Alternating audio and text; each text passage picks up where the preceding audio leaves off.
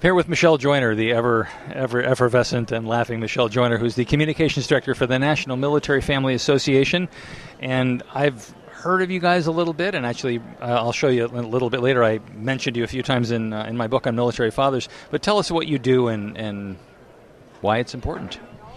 You know, we're a nonprofit that's been around for 40 years, and we really do any work that involves the quality of life of military families. No matter what your rank is, no matter what branch of service that you're in, even if you're National Guard or Reservist, we support any programs, benefits, services that improve military families' quality of life. And you're dealing with the family members and the service members. It doesn't make any difference who? Primarily, we interact with military spouses. There are a lot of wonderful organizations that support service members, but I think of myself, and for a long time when my husband was in the service, I was known by the last four of his Social Security number. And so actually at our association, I'm known as Michelle Joyner. I'm a military spouse, an Army sister, an Army daughter, and so we support all military families, whether you're the parent, the service member, the sibling, aunts and uncles. There are a lot of people who really care about the well-being of the family. So give me an example of a kind of service or a kind of reason why somebody would come to you. What would they be looking for, and what would there be available for them to take a look at? Well, that's a good question, because we serve military families from birth to grave. And so there might be a military family who is new, and they're curious about what benefits they're eligible for, or where do I go to get an ID card. And so we have that kind of information on our website. We also support military families who maybe have an exceptional family member in their family, maybe somebody who is transitioning out of the service. We have programs for military spouses working on their education, and family retreats for families who are coming together after a long deployment. So we're an information provider, but we're also an advocate. So we've got a wealth of information on our website, which is militaryfamily.org. But you can also call us by phone, email us, or even download our new app. And they can do the app at the app stores, various places? Absolutely. And where would they? What's it called? Sure. It's My Military Life, and you can download it at the iTunes Store or Google Play, and it's free. Excellent. So is everything else free as well? I mean, as far as the services that you're providing, and you can do Operation Purple as well, right? With the military kids. I mean, are those things, that all has to cost money, right? So where's it coming from? Sure. It all costs money, and we are supported by generous individual donations, corporate donations, foundations, and memberships. But the information that we provide is free. Our programs are free, and we don't accept any federal funding. But if you want to contribute, you can contribute through the CFC if you're a federal employee.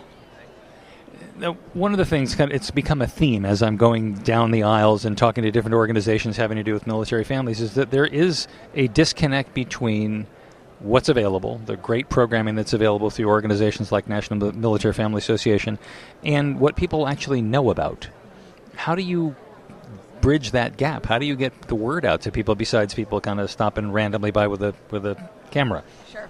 Well, that's why we developed the app, because we found that there was that disconnect. Families needed support, they needed resources, and there were these wonderful service providers that didn't know how to connect with those families. And so we took the first step and developed an app so that military families can walk through the different stages in their life and see what programs are available. But that's one of the struggles of being a military family member, is that you don't look like a military family member because we're all just regular people. There's no uniform that we wear. And so how do folks connect and support the military families in their community? And so one of the most important things is just raising the awareness for military families in civilian communities. Let folks know that, there are folks in your clubs, in your community, your neighbors, that you can always reach out to and help, but also to promote resources like ours. Download My Military Life. It'll connect you with many other nonprofit organizations, and, visit Charity Navigator and other nonprofit raters to find out where are some quality programs. What's the biggest or the most common request that you get for services? The most common request that's it changes with the times, and I'm imagining now it probably has to do with separating, as there's going to be another 100,000 veterans who are going to be leaving the military, probably some of them a lot sooner than they wanted to. There's going to be a lot of veterans and a lot of employment issues, right? Well, there are definitely those, but there's going to be a lot of new families that are coming in. And so as folks leave, new families are coming in with just as many questions as the ones who came in, before them. And so it's making sure that military families keep the visibility in the public eye. Questions that we get often are definitely for veterans assistance and transition. It's the military spouses that are, become the primary caregiver for somebody who's been injured. Where do they turn for support? It's the parents who are outside of the traditional family support system. How do I find out what's going on with my son or daughter?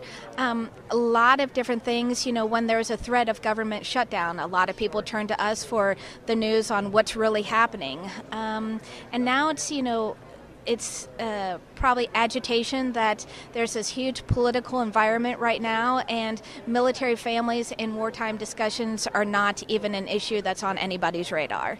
So changes with the times, but we keep up with it. Michelle Joyner is the Communications Director with the National Military Family Association, and the website one more time? militaryfamily.org. All right, Michelle, thank you very much.